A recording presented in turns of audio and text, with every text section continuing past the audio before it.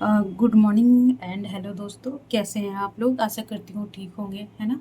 और अपना और अपने फैमिली का भी ध्यान अच्छे से रखते होंगे। तो खुद पर विश्वास करना सबसे बड़ा साहस है और ये साहस करते रहें। और सकारात्मक सोचें, सकारात्मक रहें, पढ़ते रहें, है ना? और एंजॉय भी करें। चलिए, तो आज ना कल मैं बता दी थी, कल क्या मैं बताई थी कि कल बताई थी आपको क्लास में ना कि जो कर्क रेखा है, काल्पनिक रेखा है पृथ्वी का, 23.5 डिग्री नॉर्थ में जो कर्क रेखा बोलते हैं, और जो 0 डिग्री है उसे विषुवत रेखा बोलते हैं, और नीचे जो साउथ का है 27 पे वो मकर रेखा बोलते हैं। तो कर्क रेखा पहले हम दिखाएं कि इंडिया में ये कहाँ-कहाँ, किन-किन स्टेट से गुजरता है और क्या-क्या इसका पॉइंट है। आप पिछले क्लास में जाके एक बार देख लीजिएगा, तो मुझे नहीं लगता उससे रिलेटेड कोई क्वेश्चन, ये बहुत हॉट टॉपिक है और ये हर एग्जाम में यूपी पीसीएस, जीपीएससी, बीपीएससी जितने भी एग्जाम में है ना, बहुत रिलेवेंट है मेंस प्री के लिए। मैप तो ऐसे मैप जहाँ डालेंगे वो आपका प्लस पॉइंट होता ही है, और यूपीएससी के लिए रिलेवेंट है। हर ऑब्जेक्टिव, रेलवेज एंड एनटीपीसी, जितने भी गवर्नमेंट एग्जाम होते हैं ना, बहुत रिलेवेंट है। ठीक है, तो अभी हम एशिया एशिया का देखेंगे कि ये जो कर्क रेखा है किधर किधर से गुजरता है। तो 23.5 डिग्री कहाँ पे आएगा, तो ये कौन से कंट्री से गुजरेगा, तो हम देख लेंगे। ये हो गया सऊदी अरब। पहले एक बार नज़र दौड़ा लेंगे कि ये कौन कौन सी, ये रसिया हो गया, ये मंगोलिया हो गया, ये नॉर्थ कोरिया, उत्तरी कोरिया हो गया, ये ठीक है, ये नॉर्थ कोरिया हो गया, ये साउथ कोरिया हो गया, ये जापान है, ये फिलीपींस है, और ये वियतनाम है, ये हो गया ताइवान। ओके, ये ताइवान देश हो गया, ठीक है ना। और ये लाओस हो गया, ये थाईलैंड, कंबोडिया, और मलेशिया, इंडोनेशिया है, ये ब्रुनई है, फिलीपींस है, ये म्यांमार हो गया, ये बांग्लादेश हो गया, भूटान हो गया, नेपाल हो गया, ये भूटान हो गया, पाकिस्तान, अफगानिस्तान, ईरान, और इराक, सीरिया, तुर्की, ये कैस्पियन सागर है, ये वोल्गा ही बोलते हैं शायद इसको। तो ये है सागर है जो सिकुड़ रहा है अभी, तो और ये कैसियन बड़ा एशिया का सबसे बड़ा सागर है ना। तो अ, ये कौन कौन से देश से घिरा है अभी मैं बता दूंगी, छोटा सा टॉपिक है, उसको भी धीरे धीरे करते करते ना वर्ल्ड मैप पे कमांड कर लेंगे ना, तो सोचिए ज्योग्राफी के पे कमांड हो गया है ना, बस थोड़ा सा फिजिकल भी पढ़ना रह गया। तो अभी क्या है, अभी देखेंगे कि कर्क रेखा कहाँ कहाँ से गुजरती है। ठीक है, तो जो ये है ना, यहाँ देखिए, यहाँ से ना, ये सऊदी अरब है, ठीक है। तो सऊदी अरब होते होते ये यूएई को काटते हुए, ओमान से होते हुए, ये इंडिया में गुजरात में प्रवेश, राजस्थान होते हुए, एमपी होते हुए, और छत्तीसगढ़ होते हुए, और यूपी नहीं जाता है जी, ठीक है ना, झारखंड, फिर वेस्ट बंगाल, बांग्लादेश, त्रिपुरा, म्यांमार, और ये इधर से ऊपर से, अब ये नहीं, लाओस कम्बोडिया मत नहीं मिला दीजिएगा, देखिए मैं भी नहीं मिलाई हूँ, है ना।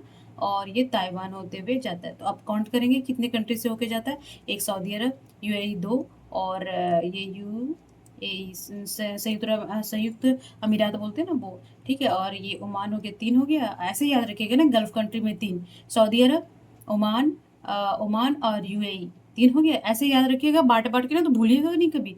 और ये इंडिया 4 हो गया। इंडिया में और इंडिया 4 हो गए, 3 इधर, 1 4 इधर, बांग्लादेश 5, म्यांमार 6, और चाइना 7, और ताइवान 8। तो टोटल कितने कंट्री से होके गुजरता है, तो कुल 8 देशों से, है ना। नोट कर लेंगे, से होकर गुजरता है ना। तो ये 8 देशों से होके गुजरता है। तो ये देख लीजिएगा, इम्पोर्टेंस है, काफ़ी इम्पोर्टेंस है। ठीक है, अभी अभी देख लेंगे ये मरक्का, जो हम संधियाँ पढ़ाएंगे ना, तो उसमें वो सब पढ़ा देंगे। अच्छा चलिए, मैं थोड़ा सा ना ये बता देती हूँ कि इसमें लैंड लॉक्ड वो कंट्रीज होते हैं, जिसका बाउंड्री ना वाटर बॉडी से नहीं लगता, समुद्र से नहीं लगता। तो एशिया का सबसे बड़ा लैंड लॉक्ड मंगोलिया हो गया ना, ये मंगोलिया है। और इधर देखिए, ये लाओस भी है, लैंडलॉक्ड लाओस भी कभी कभी पूछ लेता है ना। और ये भूटान हो गया, ये सब नहीं पूछता, ये सबको याद रहता है, पर ये लाओस कंफ्यूज करेगा, मंगोलिया कंफ्यूज करेगा। ठीक है, और ये क्या है, काजिकिस्तान है ना, काजिकिस्तान भी है कि लैंडलॉक्ड कंट्री है। और फिर इधर अफगानिस्तान, अफगानिस्तान भी देखिए, नहीं शायद इसमें लग रहा है कि इसमें नहीं, हाँ, तो ये अफगानिस्तान भी हो गया। ठीक है, और इराक को देख लीजिएगा, इसका कौन सा कंट्री नहीं भी याद आ रहा। तो बाकी ये सब लैंडलॉक्ड कंट्री है।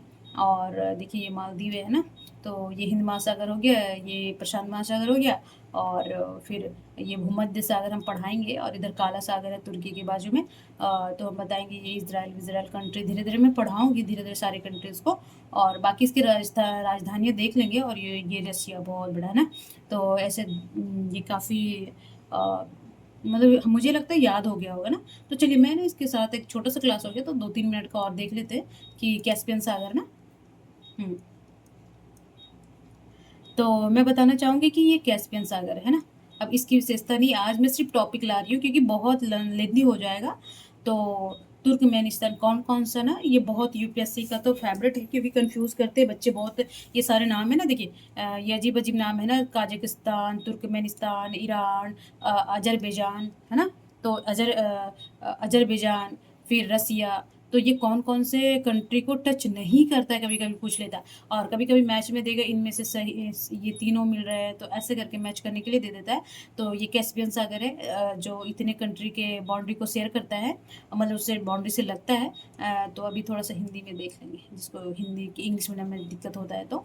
हाँ, तो देखिए ये कैस्पियन सागर है जी, ठीक है। तो इसमें कौन कौन से कंट्री लग रहा है, ये उज्बेकिस्तान नहीं लग रहा है। देखिए अरल सागर भी आके कहाँ गिरता है, ये अरल सागर जो रसिया का है। तो ये मिलता है कैस्पियन। ये भी क्वेश्चन है नदियों का कि अरल सागर का मुहाना कहाँ पे है। तो ये कैस्पियन सागर में एक वोल्गा है, जो लंबी नदी उधर, वो वोल्गा यूरोप का। तो ये भी कहाँ के गिरती है, ये भी कैस्पियन सागर में गिरती है ना। तो और ये दोगे, ये मेन मेन नदियाँ हैं ना, तो याद रखिएगा। देखिए ये काला सागर बता रही थी ना, मैं बाद में बताऊंगी जॉर्जिया, तुर्की, ये से मिलता है। तो पहले हम देख लेंगे कि कौन कौन सा देश मिलता है, इसमें ज़्यादा क्लियर हो जाएगा। तो हाँ जी, तो हम देखिए ऐसे याद रखेंगे तभी याद रहेगा, ठीक है। तो पहला क्या है, रसिया, रसिया बॉर्डर कर रहा है, और के, फिर टी है ना, फिर आई, फिर ए है ना। इतनी कंट्री क्या करता है, शेयर करते हैं ना। ये काजिकिस्तान हो गया है ना, काजिकिस्तान हो गया ये पूरा जो ब्राउन वाला है। तो एक कितनी कितनी कंट्री, पहले हम ये भी पूछ लेते किसी किसी में कि कितने कितने कंट्री को बाउंड्री शेयर करता है कैस्पियन सागर। तो एक हो गया, दो। देखिए अजरबैजान मत इसी में कंफ्यूज करेगा, ये इधर है बेचारा साइड में ना, तो इसको नहीं इसमें मर्ज कर दीजिएगा, ठीक है, कि नाव चलाने इधर आ जाए, है ना। ऐसा नहीं है, वो उधर ही रहेगा, है ना। ये क्यों आने देगा, है ना। अभी तो इतने यूक्रेन और रसिया के भी झगड़ा हो रहा है ज़मीनों के लिए ना।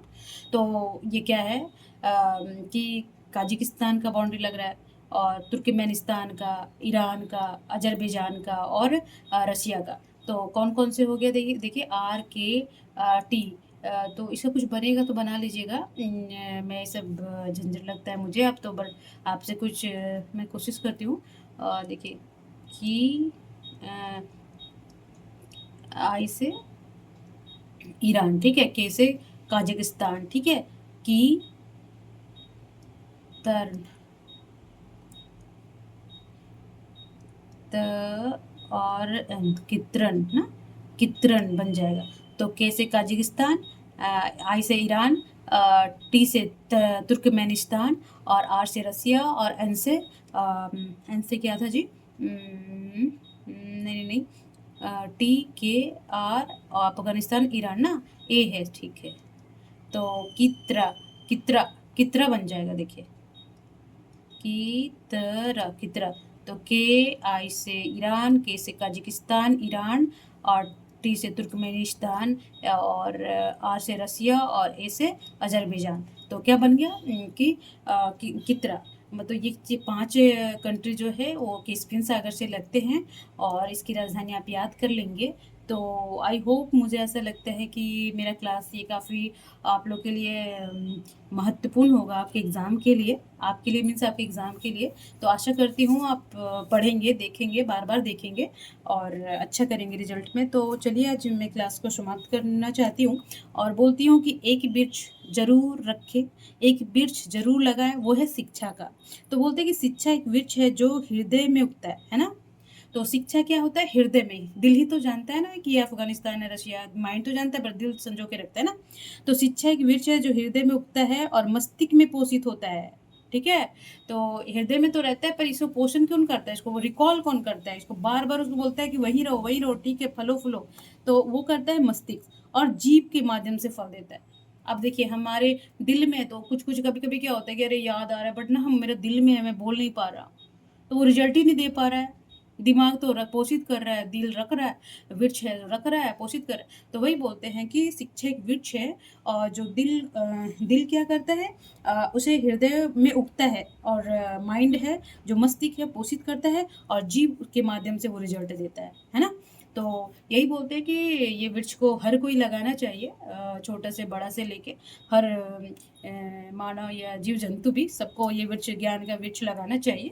ठीक है? तो चलिए अब मैं समाप्त करती हूँ क्लास को और तब तक अपना ध्यान रखें तब तक नहीं हमेशा ध्यान रखें, खुद पर विश्वास करें और ये सबसे बड़ा साहस है और ये साहस करते रहें, सकारात्मक सोचें, सकारात्मक रहें और तब तक अपना और अपनी फैमिली का ध्यान रखें। नमस्कार।